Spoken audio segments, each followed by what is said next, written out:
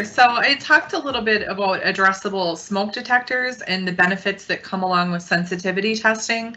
But another new feature that is a really great product is the addressable notification.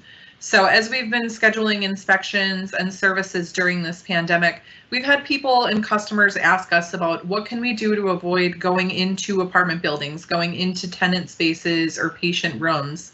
And for sites that have addressable notification, it really makes it a lot easier to avoid entering those spaces.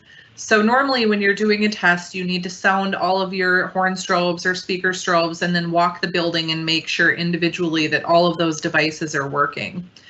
This new technology with addressable notification allows these devices to be tested automatically from the panel and to do it very quickly. So you don't need to actually enter each space, and you can help to create some distance there.